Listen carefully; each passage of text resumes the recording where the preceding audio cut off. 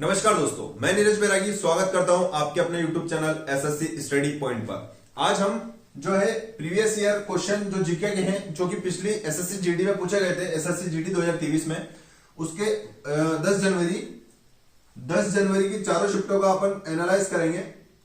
जो जीके के क्वेश्चन पूछे गए थे स्टैटिक पोर्शन, वो अपन यहाँ पे थोड़ा सा रिवीजन करेंगे।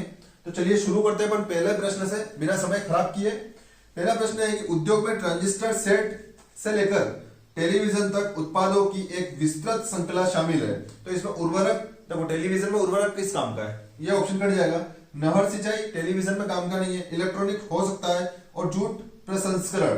तो इसमें इलेक्ट्रॉनिक ऐसे कैसे दिख रहा है, इलेक्ट्रॉनिक हमारा इसमें आंसर हो जाएगा। ठीक है, चलिए अगले प्रश्न में चलेंगे। अगला प्रश्न है, निम्नलिखित में से किस मौर्य राजा के शासनकाल में कलिंग युद्ध लड़ा गया था। देखो कलिंग युद्ध पूछा है, तो कलिंग से अपन याद रखेंगे अशोक के समय लड़ा गया था। ठीक है, चलिए अब यहाँ पे देखेंगे मौर्य साम्राज्य की बात हुई है। तो मौर्य साम्राज्य जो है किसने स्थापना की थी, तो चंद्रगुप्त मौर्य ने की थी। ठीक है, और किसको कौन सा मतलब वंश था जिसको हटाकर मौर्य वंश की स्थापना की थी, तो इससे पहले किसने कौन सा था, नंद वंश। ठीक है, नंद वंश था, और नंद वंश का कौन शासक था अंतिम, तो वो था धनानंद, है ना, धनानंद जो होता है उसका नाम था। तो ये अपन याद रखेंगे, छोटी मोटी जानकारी आसपास की इसकी। चलिए अगला क्वेश्चन करेंगे। अगला क्वेश्चन है, भारतीय संविधान में अस्पृश्यता का प्रावधान उल्लेख में किया गया है। अनुच्छेद पूछा है अस्पृश्यता का अंत। तो अस्पृश्यता का अंत किस अनुच्छेद में, अनुच्छेद 17 में अस्पृश्यता का अंत है। ठीक है, अनुच्छेद 14 ऑप्शन में देखेंगे, अनुच्छेद 14 भी ये इंपॉर्टेंट है। तो इसमें क्या है, कानून के समक्ष समानता, कानून के समक्ष समानता आया हुआ क्वेश्चन है। अनुच्छेद 19 है, 19 में क्या है, भाषण व अभिव्यक्ति की स्वतंत्रता। ठीक है, इसी के अंदर व्यापार की स्वतंत्रता, ये स्वतंत्रता इसके अंदर है। ठीक है, आर्टिकल 32 जो कि काफी इंपॉर्टेंट है, इसको संविधान की आत्मा भी भीमराव अंबेडकर जी ने अनुच्छेद 32 को संविधान की आत्मा कहा था। ठीक है, और अनुच्छेद 32 जो है इसमें क्या कहा गया है, अनुच्छेद 32 इसमें क्या है, संवैधानिक उपचारों का अधिकार। ठीक है, संवैधानिक उपचारों का अधिकार। ठीक है, ये किसमें है, अनुच्छेद 32 में है। और इसी को संविधान की आत्मा किसने कहा था, संविधान की आत्मा किसने कहा, इस अनुच्छेद 32 को B.R. अम्बेडकर ने। ठीक है, उसके बाद जो सुप्रीम कोर्ट होता है, सुप्रीम कोर्ट जो रीट जारी करता है वो किस आर्टिकल में है, अनुच्छेद 32 में है। रीट जो आया है, रीट क्या होता है, रीट 5 प्रकार की होती है, इसको भी आगे पढ़ेंगे। फिलहाल अपना क्वेश्चन अपन सिर्फ स्टैटिक पोर्शन करेंगे, और जो अपनी एसएससी जीडी है उससे रिलेटेड, और जो क्वेश्चन आसपास भी भटकते हैं वो भी अपन सोल्व कर लेंगे। अगला प्रश्न है कि आरबीआई के अनुसार भारत में सेवा का क्षेत्र 1980 के दशक में सकल घरेलू उत्पाद पर कितने प्रतिशत का योगदान था, तो ये हो जाएगा 38.6% का योगदान था। ठीक है, चलिए अगले प्रश्न में चलेंगे। अगला क्वेश्चन है, भारत में निम्नलिखित में से किस राज्य में अरेबिका कॉफी उगाई जाती है, तो इसका आंसर हो जाएगा कर्नाटक। ठीक है, कर्नाटक में अरेबिका कॉफी उगाई जाती है। चलिए अगले प्रश्न में चलेंगे। भारत में प्रथम पूर्ण जनगणना कब हुई थी। देखो प्रथम जनगणना की बात करेंगे तो 1872 में हुई थी, और किसके समय हुई थी, मेयो के समय। ठीक है, 1882 में हुई थी। लेकिन पूर्ण जनगणना की बात करेंगे तो 1881 लगाएंगे।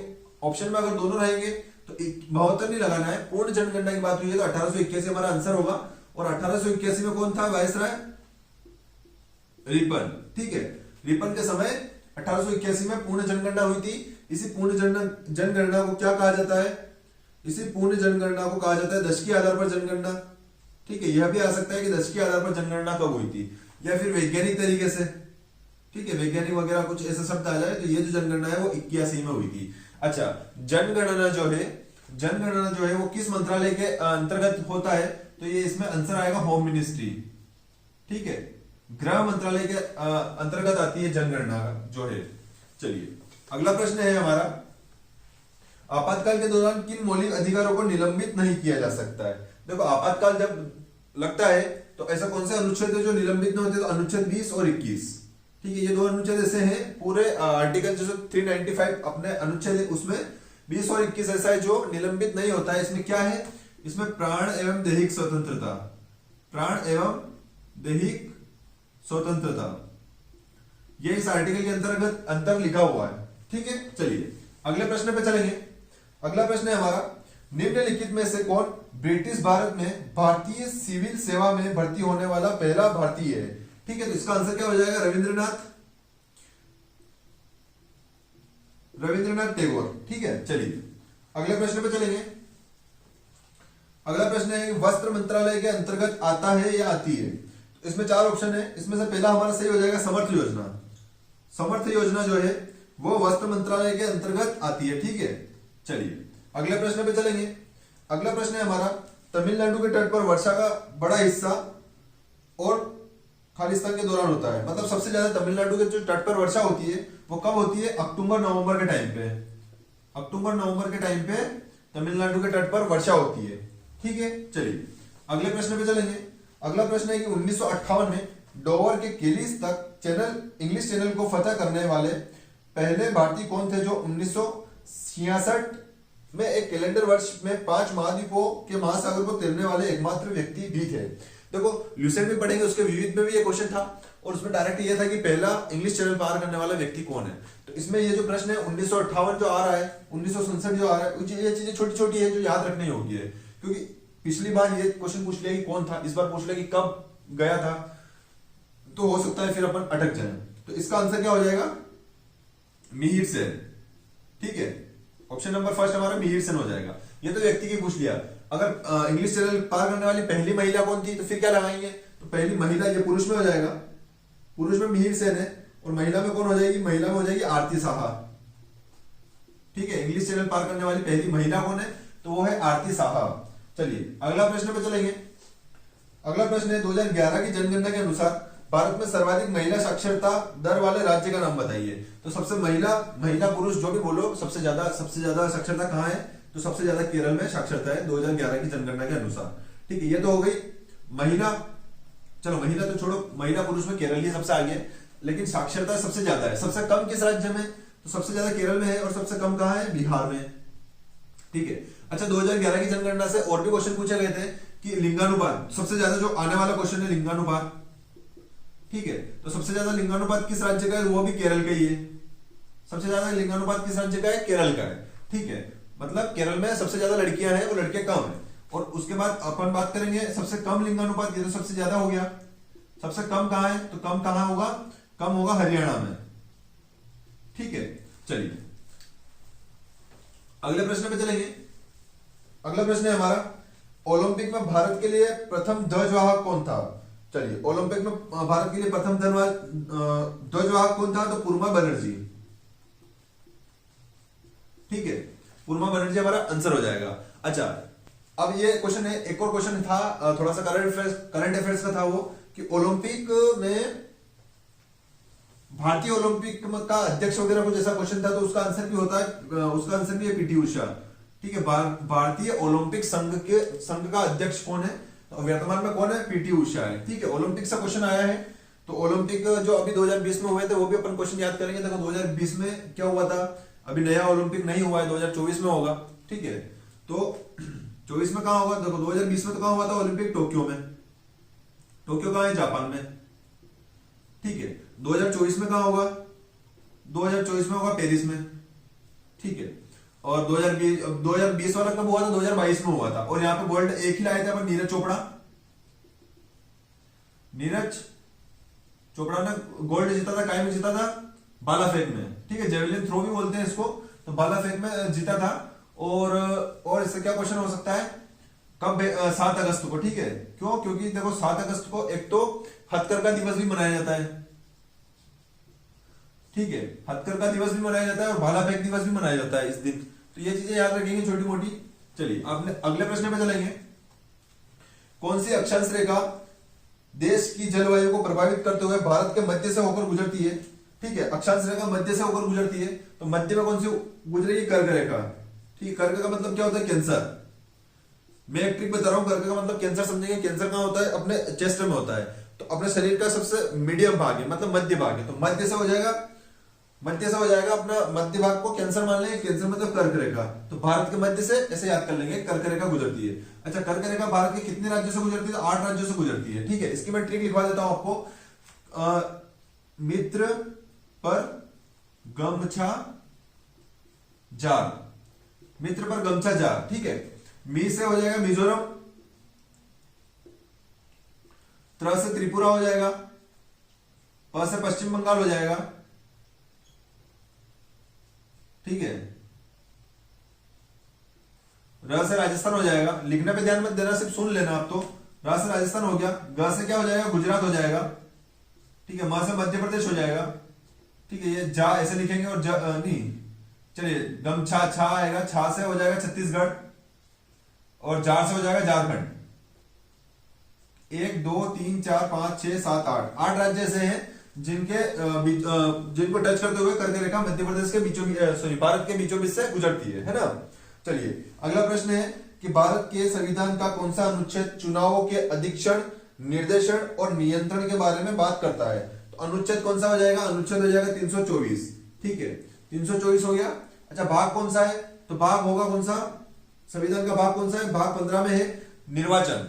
ठीक है, अब निर्वाचन की बात करेंगे तो 324 में नहीं है, 324 से 329 तक निर्वाचन ही है। ठीक है, चलिए अगले प्रश्न पे चलेंगे। निम्नलिखित में से कौन सा आंध्र प्रदेश का एक शास्त्रीय नृत्य है? देखो शास्त्रीय नृत्य 4 है ऑप्शन में, चारों शास्त्रीय नृत्य है। ठीक है, पहला इसका आंसर तो हो जाएगा कुचिपुड़ी। कुचिपुड़ी कैसे याद करेंगे? कुचिपुड़ी से कच्चीपुड़ी, और कच्चीपुड़ी कौन खाता है? अंधा खाता है। तो कच्चीपुड़ी कहां का है? आंध्र प्रदेश। ऐसे याद कर लेंगे इसको। ठीक है, अब आ रहा है ऑप्शन नंबर पहला भरतनाट्यम। तो भरतनाट्यम कहां का है? तमिलनाडु का है। और अगर पूछ रहे सबसे पुराना कौन सा है? तमिलनाडु का है और सबसे पुराना भी है। ठीक है, और उसके बाद मोहिनीअट्टम। मोहिनीअट्टम कहां का है? मोहिनीअट्टम जो है वो कहां का है? केरल का है। ठीक है, और एक और है मणिपुरी। तो मणिपुरी मणिपुर का हो जाएगा। ठीक है, चलिए अगले प्रश्न पे चलेंगे। अगला प्रश्न है, एक खाली स्थान बहते जल में एक अवरोध है जो प्रवाह को बाधित, निर्देशित या धीमा करता है। अक्सर एक जलाशय, झील या बाड़े का निर्माण करता है।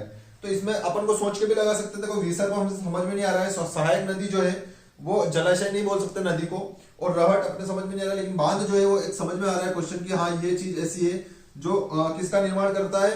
बाड़े का, झील का। झील का भी निर्माण अपना जो बांध है वो कर सकता है। ठीक है, तो इसमें हमारा बांध हमारा आंसर हो जाएगा। चलिए अगले प्रश्न पे चलेंगे।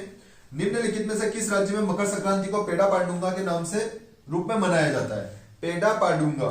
ठीक है, तो मकर संक्रांति। ठीक है, अब पेड़ा पाडुंगा आ रहा है तो मकर संक्रांति को पेड़ा पाडुंगा कहा जाता है। और ये कहां मनाया जाता है? पेड़ा पाडुंगा कहां मनाया जाता है? पेड़ा पाडुंगा मनाया जाता है आंध्र प्रदेश में। पेड़ा पाडुंगा कहां मनाया जाता है? आंध्र प्रदेश में मनाया जाता है। ठीक है, अब इसी मकर संक्रांति को महाराष्ट्र में, शायद महाराष्ट्र में पोंगल के नाम से मनाया जाता है। ठीक है, पोंगल के नाम से मनाया जाता है। और ऑप्शन में क्या है? कर्नाटक है। कर्नाटक में क्या कहा जाता है? कर्नाटक में सुब्बा ऐसा कुछ कहा जाता है। ठीक है, सुग्गी हब्बा। कर्नाटक में क्या कहा जाता है? सुग्गी हब्बा। किसको? मकर संक्रांति को। तो हर एक राज्य में मकर संक्रांति को अलग अलग नामों से जाना जाता है। तो 3-4 राज्य जो है, मैंने अभी 3-4 लिखवाए, वो भी आप याद कर लेना। पिछली बार पूछे गए क्वेश्चन है तो शायद हो सकता है रिपीट हो जाए या इनसे रिलेटेड कोई क्वेश्चन आ जाए। तो चलिए अगले प्रश्न में चलेंगे अपन। काम के बदले अनाज योजना भारत के किस राज्य से, भारत में किस वर्ष से शुरू की थी? काम करो और अनाज ले जाओ। तो ये होती है 2004 में। ठीक है, इस टाइम पे प्रधानमंत्री कौन थे? इस टाइम पे प्रधानमंत्री कौन थे 2004 में? अटल बिहारी वाजपेयी। ठीक है, अटल बिहारी वाजपेयी प्रधानमंत्री थे हमारे 2004 में। फिर 2004 में ही चुनाव हुए थे और उस टाइम पे कौन? मनमोहन सिंह आ गए थे, मनमोहन सिंह जी। ठीक है, 2004 से 2014 तक ये मनमोहन सिंह जी रहे, 2 बार चुनाव जीते प्रधानमंत्री का। और 2014 के बाद अभी तक कौन है वर्तमान में? नरेंद्र मोदी। ठीक है, तो चलिए अगले प्रश्न में चलेंगे। अगला प्रश्न है, राष्ट्रीय आय की गणना करते समय खाली स्थान को एक कारक के रूप में लिया जाता है। तो राष्ट्रीय आय की जब गणना होती है तो जो निर्यात होता है, निर्यात को एक कारक के रूप में लिया जाता है। ठीक है, तो निर्यात हमारा इस क्वेश्चन का आंसर हो जाएगा। चलिए अगले प्रश्न पे चलेंगे। घुमंतु पशुपालन में चरवाहे अपने पशुओं के साथ एक स्थान से दूसरे स्थान पर खाली स्थान और खाली स्थान के लिए निर्धारित मार्गों से जाते हैं। अच्छा, इसमें थोड़ा सा दिमाग लगा, ये क्वेश्चन लगाना है कि धन तो पशुओं को क्यों चाहिए, तो ये ऑप्शन खत्म। आश्रय और धन, फिर इसमें भी धन आ रहा तो दोनों ऑप्शन गलत हो गए, क्योंकि जानवरों को जो है घुमंतु पशुपालन, ठीक है, ये चरवाहे पशुओं को क्या काम धन से। आगे आ रहा है चारा और जल, तो क्या इसमें सटीक बैठ रहा है? दूसरे स्थल में चारा और जल के निर्धारित मार्गों के लिए जाते हैं, तो चारा और जल हमारा इसका आंसर हो जाएगा। ठीक है, इस क्वेश्चन का आंसर क्या हो जाएगा? चारा और जल। चलिए अगले प्रश्न में चलेंगे।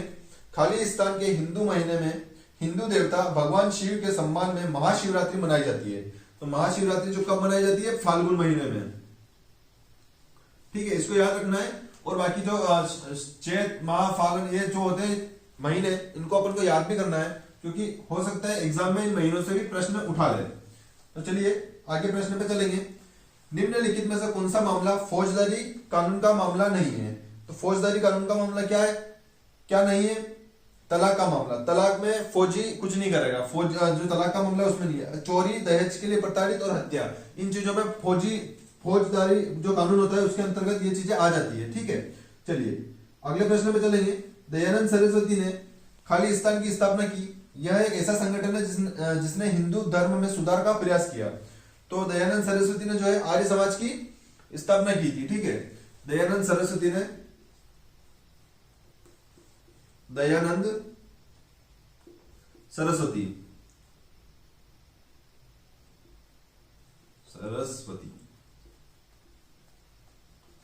ठीक है, इन्होंने जो किसकी स्थापना की थी? आर्य समाज की। ठीक है, और क्या कहा था? अच्छा, इनकी जो डायरिया वगैरह जो भी है, एक तो इनका लेटेस्ट उपन्यास है शायद, कौन सा है? वेदों की ओर लौटो। ये भी आया हुआ क्वेश्चन है, वेदों की ओर लौटो। ठीक है, और इन्होंने क्या कहा था? भारतीयों के लिए भारत। ये शब्द किसके हैं? भारतीयों के लिए भारत, ये भी इनके ही है। ठीक है, चलिए एक सेकंड में थोड़ा सा मार्कर चेंज कर लेता हूं। चलिए, और आर्य समाज की स्थापना शायद 1875 इसके आसपास ही हुई होगी। ठीक है, शायद 1875 है, देख लेंगे इसको भी। चलिए अगले प्रश्न में चलेंगे।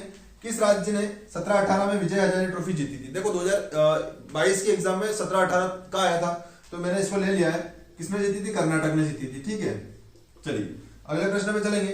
तपन कुमार पटनायक ने किस नृत्य शैली में संगीत नाटक अकादमी पुरस्कार जीता था? तो अपन देखेंगे तपन कुमार नायक, छऊ। ठीक है, इसका आंसर क्या हो जाएगा? छऊ। अब छऊ जो है ये शब्द किस चीज से लिया गया है? तो छाया शब्द से इसको लिया गया है। छऊ शब्द को कहां से लिया गया है? छाया शब्द से लिया गया है। ठीक है, आगे देखेंगे कुचिपुड़ी। कुचिपुड़ी अपन ने देख लिया था, कुचिपुड़ी एक गांव का नाम है, उसी के नाम पर वो नृत्य रखा गया है कुचिपुड़ी का। और कुचिपुड़ी कहां का है? आंध्र प्रदेश का है। ठीक है, सत्रिया की बात करेंगे। सत्रिया ये कहां का है? ये असम का है। ठीक है, और इसके अंदर सत्रिया जो है, इसमें एक क्वेश्चन और आया था। चलिए अगले शिफ्ट में आएगा वो, क्योंकि मैंने आज जो है 2 फरवरी की शिफ्ट लगाई थी, उसमें असम सत्रिया नृत्य से कुछ आया था क्वेश्चन, मुझे याद नहीं है, लेकिन ठीक है मैं आपको सारी शिफ्टें कराऊंगा तो कहीं ना कहीं वो क्वेश्चन आ ही जाएगा आगे। चलिए अगले प्रश्न पे चलेंगे। अगला प्रश्न है कि बैडमिंटन के प्रत्येक गेम में कितने अंक होते हैं? तो बैडमिंटन में कितने होते हैं? बैडमिंटन अंक कितने होते हैं? 21 होते हैं। ठीक है, चलिए आगे चलेंगे, अगले प्रश्न पे चलेंगे। अगला प्रश्न हमारा, भारतीय संविधान में राष्ट्रपति के चुनाव की विधि को संविधान से लिया गया है। राष्ट्रपति के चुनाव की विधि, ठीक है, राष्ट्रपति के चुनाव की विधि कहां से ली गई है? आयरलैंड से। आयरलैंड से चुनाव विधि राष्ट्रपति की।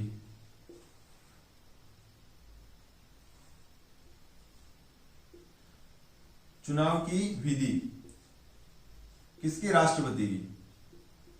अच्छा, राष्ट्रपति की चुनाव की विधि तो आयरलैंड से ली गई है, लेकिन अगर एक शब्द है जो कि राष्ट्रपति के लिए यूज होता है, महाभियोग। राष्ट्रपति का महाभियोग, ये क्वेश्चन बहुत बार एग्जामों में पूछता है।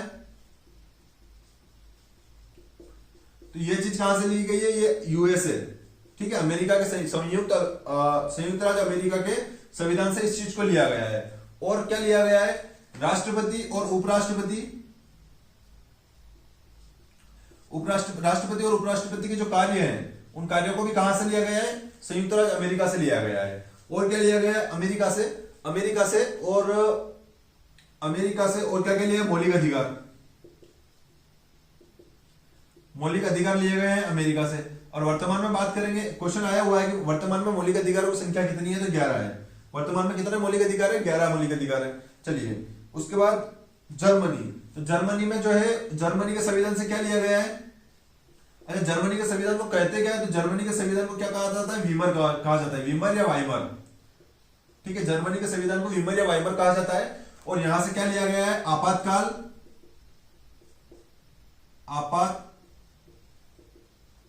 आपातकाल के दौरान जो शक्तियां होती है उसका निलंबन। ठीक है, ये चीज कहां से ली गई है, जर्मनी के संविधान से ली गई है। चलिए दक्षिण अफ्रीका भी है ऑप्शन में, दक्षिण अफ्रीका से क्या लिया गया है, दक्षिण अफ्रीका से जो है वो संविधान संशोधन की प्रक्रिया ली गई है, संविधान संशोधन।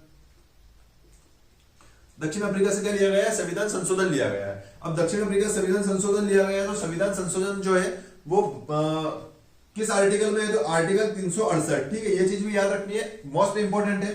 चलिए अगले प्रश्न पे चलेंगे। अगला प्रश्न हमारा, राजस्व प्राप्तियां होती है क्योंकि वह सरकार पर दावा नहीं करती है। सरकार पर दावा नहीं करेगी तो राजस्व प्राप्तियां जो है वो कौन सी होगी, गैर प्रतिदेय। कौन सी होगी, गैर प्रतिदेय। ठीक है, चलिए अगले प्रश्न पे चलेंगे। अगला प्रश्न है हमारा, निम्नलिखित में से किस गुप्त शासक को उसकी सैन्य उपलब्धियों के कारण भारत का नेपोलियन कहा जाता है, तो समुद्रगुप्त को भारत का नेपोलियन कहा जाता है, समुद्रगुप्त। ठीक है, इसका आंसर हो जाएगा समुद्रगुप्त। ठीक है, चलिए अगले प्रश्न पे चलेंगे। 2018 में भरतनाट्यम में संगीत नाटक अकादमी पुरस्कार किसने जीता था। 2018 का भी क्वेश्चन आया है, तो इसका आंसर हो जाएगा राधा श्रीधर। ठीक है, चलिए अगले प्रश्न पे चलेंगे। भारत में रेडियो प्रसारण 1923 में खालिस्तान द्वारा शुरू किया गया था। तो बॉम्बे रेडियो क्लब के द्वारा भारत में रेडियो प्रसारण शुरू हुआ था, और कब हुआ था, तो 1923 में हुआ था। तो यह चीज भी अपन को याद रखनी है। ठीक है, चलिए अगले प्रश्न पे चलेंगे। जागोई भारतीय शास्त्रीय नृत्य की निम्नलिखित में से किस रूप की एक प्रमुख शैली है। जागोई यह आया था 10 जनवरी की पहली शिफ्ट में। तो जागोई किसकी है, मणिपुर। ठीक है, चलिए सत्रिया मैंने आपको अभी बताया है, सत्रिया कहां का है, असम का है। ठीक है, उसके बाद कथक, ये उत्तर प्रदेश। ठीक है, उत्तर प्रदेश या ऊपर के जो उत्तरी राज्य है वो सारे इसमें आ जाएंगे कथक में। ठीक है, और ओडिसी ओडिशा का हो जाएगा। चलिए अगले प्रश्न पे चलेंगे। जीवाश्म ईंधन के जलने से होने वाले प्रदूषण को कम करने के तरीके की पहचान कीजिए। तो इसका आंसर हो जाएगा दहन प्रक्रिया की दक्षता में वृद्धि कर। दहन प्रक्रिया की दक्षता में वृद्धि करने से, दक्षता में वृद्धि करेंगे। ठीक है, क्या है, दहन प्रक्रिया की दक्षता में वृद्धि करेंगे तो जीवाश्म ईंधन के जलने से जो प्रदूषण होता है वो किसी स्तर पर कम हो जाएगा। ऐसा नहीं है पर्यावरण स्तर पर देखेंगे तो ऐसा नष्ट बिल्कुल नहीं हो सकता है, लेकिन किसी ना किसी कंडीशन में वो कम जरूर हो जाएगा। किससे, दहन प्रक्रिया की दक्षता में वृद्धि करने से। चलिए निम्नलिखित में से कौन सा देश लुसोफोनिया खेलों का हिस्सा नहीं है, तो पुर्तगाल है, भारत है, मकाओ है, जर्मनी नहीं है। इसका आंसर क्या हो जाएगा, इस क्वेश्चन का आंसर हो जाएगा जर्मनी। चलिए अगले प्रश्न पे चलेंगे। निम्नलिखित में से कौन सा महाराष्ट्र का धन्यवाद उत्सव है जहां बैलों को सम्मानित किया जाता है क्योंकि उन्हें खेती के लिए अनिवार्य माना जाता है। तो इसका आंसर क्या हो जाएगा, इसका आंसर हो जाएगा पोला महोत्सव। पोला महोत्सव इस क्वेश्चन का आंसर हो जाएगा। चलिए ठीक है, अगले गुड़ी पड़वा, चलो ये तो ये चारों महाराष्ट्र की हैं। अगले पे चलेंगे।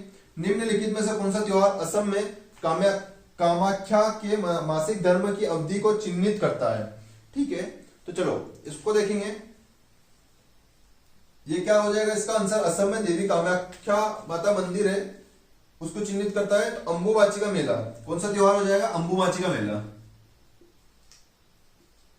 अंबुबाची का मेला ये असम का हो जाएगा। ठीक है, चलिए अब चाप चार कूट आ रहा है ऑप्शन में। चाप चार कूट कहां है, चाप चार कूट, ये कहां का हो जाएगा, ये मिजोरम का हो जाएगा।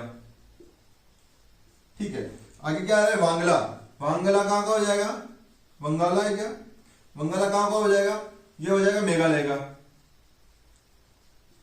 ठीक है, सॉरी बंगाला देखना पड़ेगा इसको, इसको थोड़ा सा कैंसिल रखना, क्योंकि एक वांगला होता है, वांगला होता है वो तो मेघालय का होता है, ये वंगाला आ रहा है तो शायद मैं इसमें कंफ्यूज रहूंगा। और मोत्सू, मोत्सू कहां का हो जाएगा, मोत्सू हो जाएगा नागालैंड का, मोत्सू हो जाएगा नागालैंड का। और कौन सी जनजाति हो जाएगी, तो नागा जनजाति के द्वारा ये त्योहार मनाया जाता है। ठीक है, चलिए अगले प्रश्न पे चलेंगे। अगला प्रश्न है, निम्नलिखित में से 7वीं पंचवर्षीय योजना का एक मुख्य उद्देश्य था, तो इसका आंसर क्या हो जाएगा, खाद्यान्नों,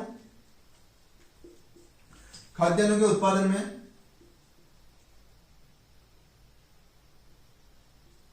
वृद्धि कर।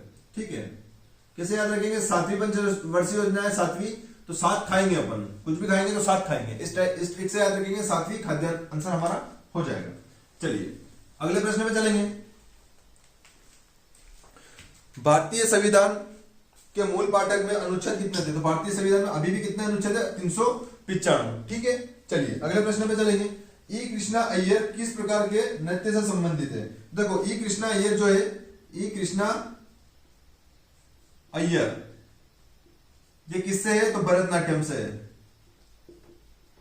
अब इसमें देखेंगे कैसे याद रखेंगे, तो ये देखो आधा यह आता है, यहाँ पे ऐसे लिखा हुआ रहता है, तो आधा ये इसमें भी आ रहा, आधा ये इसमें भी आ रहा, तो ऐसा याद रख लेंगे, ई कृष्णा अय्यर भरतनाट्यम से संबंधित है, क्योंकि बहुत सारे ऐसे नृत्य है ना, तो उनमें क्या ना बहुत सारे करते हुए उसके कलाकार भी बहुत सारे, लेकिन इनको याद रखें, तो ऐसे ट्रिके बना के याद करना पड़ेगा। चलिए अगले प्रश्न पे चलेंगे।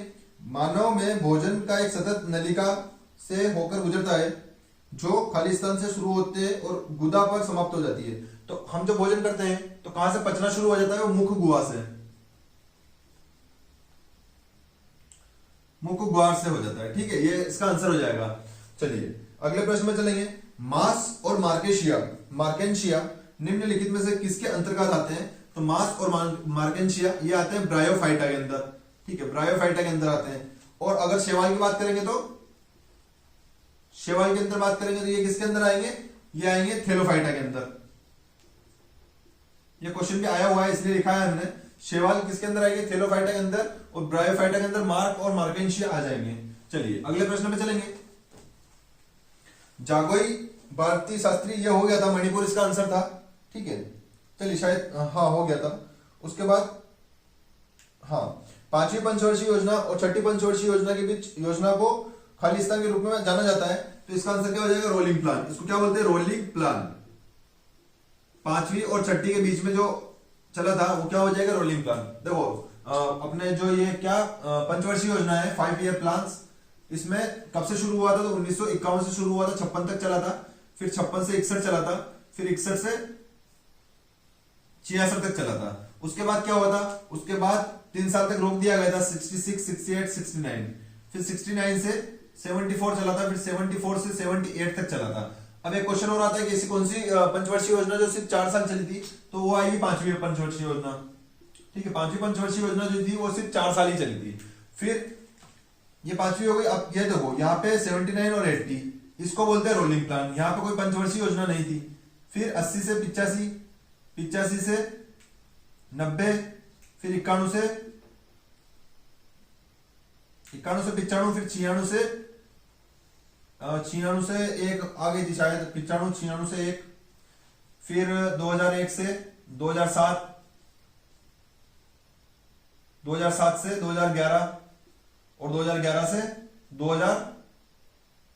2012 से 2017। ठीक है, 2017 तक चली थी आई थिंक, और 2017 के बाद जो है पंचवर्षीय योजनाएं बंद हो गई थी। ठीक है, और ये कौन सी पंचवर्षीय योजना, हमारी 12वीं पंचवर्षीय योजना है। ठीक है, और अपनी जो 7वीं पंचवर्षीय योजना थी कौन सी, ये 5वीं, 6ठी और ये 7वीं, 1985 से 90। उस समय क्या था, अभी क्वेश्चन आया था, क्या उद्देश्य था उसका, खाद्यान्नों में वृद्धि करके। ठीक है, खाद्यान्नों के उत्पादन में वृद्धि करके। चलिए अगले प्रश्न पर चलेंगे।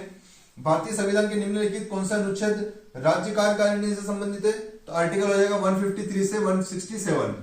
ठीक है, चलिए अगले प्रश्न पे चलेंगे। भारत के राष्ट्रपति का चुनाव इसका आंसर क्या हो जाएगा? देखो, संसद और विधानसभा, संसद के दोनों सदन और विधानसभा के निर्वाचित सदस्यों के द्वारा, इसका आंसर हो जाएगा हमारा ऑप्शन नंबर 4। चलिए, सदानम पीवी बालकृष्णन ने किस नृत्य शैली में संगीत नाटक अकादमी पुरस्कार जीता था? तो देखो, सदानम पीवी बालकृष्णन, ठीक है, कौन सी शैली थी? तो कथकली थी। कौन सी थी? कथकली। ठीक है, अब ये कैसे याद करेंगे? तो बाल से क्या हो जाएगा? बालक मतलब छोटा सा बच्चा, और वो कौन सा होता है? बिल्कुल कली के समान होता है। जो कलियां निकलती है पेड़ों की तो छोटी छोटी कलियां होती है, तो बाल से भी छोटा होता है और कली का मतलब भी छोटा होता है। ठीक है, तो इस टाइप से कथकली का सदानम पीवी बालकृष्णन, अपन इसे थोड़ा सा रिलेट करके इसको याद कर लेंगे। ठीक है, चलिए अगले प्रश्न पे चलेंगे। स्किल इंडिया मिशन की शासी परिषद का अध्यक्ष, देखो स्किल इंडिया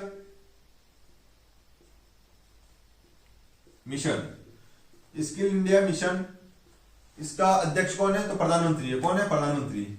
और किसका होता है प्रधानमंत्री? नीति आयोग। नीति आयोग का कौन होता है? नीति आयोग का अध्यक्ष भी कौन होता है? मेन जो होता है वो कौन होता है? प्रधानमंत्री। ठीक है, चलिए, और नीति आयोग के अभी वर्तमान में क्या बोलते हैं उसको? नीति आयोग के सीईओ कौन है? तो क्या हो जाएगा इसका आंसर? नीति आयोग का हो जाएगा, क्या नाम था नीति आयोग के सीईओ? चलिए याद नहीं आ रहा है, मैं आएगा याद तो बता दूंगा। अगले प्रश्न पे चलेंगे। हाँ, नीति आयोग का सीईओ कौन था? सुमन बेदी। ठीक है, और बीवीआर सुब्रमण्यम कौन है? ये हो जाएंगे उपाध्यक्ष इसके। ठीक है, उपाध्यक्ष कौन है? बीवीआर सुब्रमण्यम, और सीईओ कौन है? नीति आयोग के सुमन बेदी है। ठीक है, चलिए अगले प्रश्न पे चलेंगे। जुआन जंग के अनुसार नालंदा बौद्ध मठ के खालिस्तान नए प्रवेशकों से कठिन प्रश्न पूछते थे जिनका उत्तर देना बहुत कठिन होता था। तो इसका आंसर हो जाएगा हमारा ऑप्शन नंबर 2, द्वारपाल। ठीक है, इसका आंसर क्या हो जाएगा? द्वारपाल। चलिए अगले प्रश्न पे चलेंगे। अगस्त 2022 में उत्तराखंड के, चलिए तो करंट अफेयर्स का आ गया, राज्य का ब्रांड एम्बेसडर पूछा है उत्तराखंड का, तो ऋषभ पंत इसका आंसर हो जाएगा। चलिए अगले प्रश्न पे चलेंगे। मोहिनी अट्टम एक शास्त्रीय नृत्य शैली है जो निम्नलिखित में से किस राज्य से संबंधित है? तो ये अभी लिखाया था मोहिनी अट्टम का। मोहिनी अट्टम कौन सा राज्य है? तो केरल लिखवाया था मैंने। ठीक है, तो केरल हो जाएगा इसका आंसर। चलिए अगले प्रश्न पे चलेंगे। निम्नलिखित में से किस राज्य में मकर संक्रांति को पेड़ा पांडुंगा के रूप में मनाया जाता है? यह हो गया शायद आंध्र प्रदेश, इसका आंसर था। चलिए, महात्मा गांधी नई श्रृंखला के 50 रुपए के नोट के आधार का रंग क्या है? ये नहीं लिखवाया था, तो इसका हो जाएगा नीला रंग। कौन सा हो जाएगा? नीला रंग 50 का नोट का। अब नीला ही नहीं है, प्रतिदीप्ति भी आ रहा है, प्रतिदीप्त नीला। 50 के नोट का क्या हो जाएगा? प्रतिदीप्त नीला। चलिए अगले प्रश्न पे चलेंगे। महात्मा गांधी नई श्रृंखला के 2000 रुपए के नोट के पिछले हिस्से पर आकृति है, तो 2000 का नोट है, 2000 के नोट पे किसकी आकृति है? मंगलयान। ये तो बंद ही हो गया है हालांकि, लेकिन क्वेश्चन 2 नोटों से आया था। 10 ही जनवरी, एक ही दिन की चारों शिफ्टों के अंतर्गत 2 नोटों से प्रश्न उठ गए थे, तो हमको सारे नोट और उन नोटों पे किस किस की आकृतियां हैं वो और उनके कलर, जैसे इसका कलर पूछा है और इसमें आकृति पूछी है। अच्छा, इसका कलर की बात करेंगे, इसके कलर में क्या आ जाएगा? मेजेंटा। ठीक है, मेजेंटा कलर था 2000 के नोट का। ठीक है, और 50 के नोट में आई थिंक रानी की वाव है। 50 के नोट पे किसकी तस्वीर है? जो आकृति है वो किसकी? रानी की वाव की। ठीक है, चलिए अगले प्रश्न पे चलेंगे। भारतीय संविधान का कौन सा अनुच्छेद जीवन और व्यक्तिगत स्वतंत्रता के संरक्षण से संबंधित है? तो अनुच्छेद हो जाएगा 21, आर्टिकल 21। ठीक है, इसका आंसर हो जाएगा, शायद आगे पढ़ा भी था। भारत में प्रत्येक वर्ष जनगणना की जाती है, तो 10 वर्षों में एक बार जनगणना होती है। और मैंने बताया था कि किसके अधीन जनगणना किस मिनिस्ट्री में आती है? तो होम मिनिस्ट्री, गृह मंत्रालय के अंतर्गत आती है। ठीक है, लॉर्ड रिपन 81 और 1882 में मेयो के समय। इसमें क्या आ जाएगा? पूर्ण जनगणना इसको बोलते हैं 81 को, या फिर दशकीय आधार पर। ठीक है, चलिए तो चलिए आज के जो भी 50 से ऊपर ही क्वेश्चन अपन ने किए हैं, और बाकी मैंने इसमें से करंट अफेयर्स हटा दिया था क्योंकि करंट अफेयर्स पहले का कुछ काम का नहीं रहेगा। 2023 का लास्ट अपन देख सकते हैं, 2023 तक का पूछ सकता है। तो चलिए आज अपन ने प्रीवियस ईयर जीके के सारे क्वेश्चन कर लिए हैं। 10 जनवरी 2023 की शिफ्ट नंबर 1 से 4 का जीके का सॉल्यूशन किया है। ठीक है, क्लास पसंद आए तो प्लीज लाइक कीजिएगा, शेयर कीजिएगा इसको ज्यादा से ज्यादा, ताकि मेरा भी कॉन्फिडेंस बढ़े और मैं और भी 1 से 1 क्लासें आपके लिए लेके आऊं जो कि प्रीवियस ईयर के क्वेश्चन ही है अपन को इससे यह पता चलेगा कि किस टाइप से क्वेश्चन इस एसएससी जीडी में पूछे जा रहे हैं और हम किस तरीके से तैयारी करें, क्या हमारा लेवल रखें। क्योंकि एग्जाम के जो प्रीवियस ईयर के क्वेश्चन होते हैं उसी से हमको पता चलता है कि किस तरीके से प्रीवियस ईयर के क्वेश्चन के आधार पर हम तैयारी करें और एग्जाम को क्लियर करें। चलिए, थैंक यू, मिलते हैं अगले वीडियो में।